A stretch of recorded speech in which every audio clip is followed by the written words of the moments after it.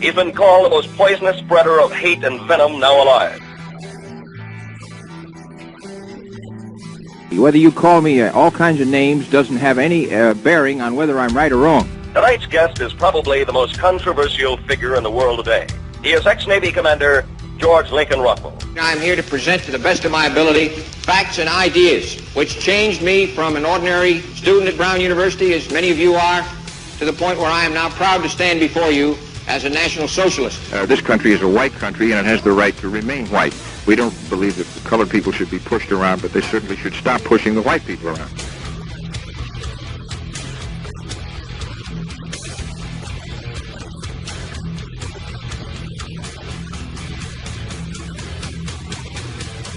What do you think would happen to a bunch of you white folks that went over to the Congo and started running around hollering, "Get Blackie"?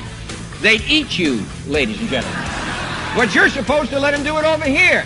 What I'm getting at is in this country, the blacks vote black, the Jews vote Jewish. Only the white people are stupid enough to divide themselves, and you gotta cut it out. They will never debate me. I have asked and asked and asked if they will in a formal manner stand up and debate me, and I hereby again say, I will debate the head of the ADL, I will debate the B'nai B'rith, the Hillel Foundation, or anybody else, but they'll never do it. The main thing that we are fighting for is the preservation of the white race. We think the white race is what has made possible the American constitutional republic, which we think is the greatest form of government in the world. When I was a kid, you hardly ever heard of queers. Now they have a lobby to get rid of us. They have dancing. They had a convention, and they got the biggest hotel for the queers convention. All over this country, you hear these people are making a battle cry out of the word police brutality. Anytime a police officer arrests a black man for anything, police brutality, that's all we hear. And meanwhile, these honest citizens, these poor oppressed people that are being brutalized by these terrible cops are plotting to destroy the police. Lock, stock, and barrel. This has happened in country after country all over the world. They talk behind my back of what a rat I am and show you movies and so forth, propaganda, but I've never seen anybody spend a whole week trying to ruin what I can do in 50 minutes. And I think I'm going to cream them anyway. This movement is not new. From the days of Spartacus Weishaupt to those of Karl Marx and down to Trotsky in Russia, Bela Kun in Hungary, Rosa Luxemburg in Germany, and Emma Goldman in the United States, this worldwide conspiracy for the overthrow of civilization and for the reconstitution of society on the basis of arrested development, of envious malevolence, and impossible equality has been steadily growing. But you'll notice it from now on. You can't help it. And ladies and gentlemen, once you notice the truth, you never can forget it. It's possible to convert from a lie to the truth. But I never heard of anybody, once having found the truth, going back to a lie. You'll never do it. No matter what you think of me tonight, no matter what you think of this speech, from now on you'll start noticing every time you see a communist group, you will begin to notice what the leaders look like and who they are. Let me ask you this. What would happen to the navigator of a great ship on the ocean if you gave him phony charts? Now, ladies and gentlemen, you young folks particularly are the navigators of this great ship of state of the United States. Particularly in the coming years, you will navigate it. You will make the decisions and the choices which will decide which way the ship will steer. And I am maintaining they are giving you phony charts. They're lying to you. They're misrepresenting. You've heard about managed news.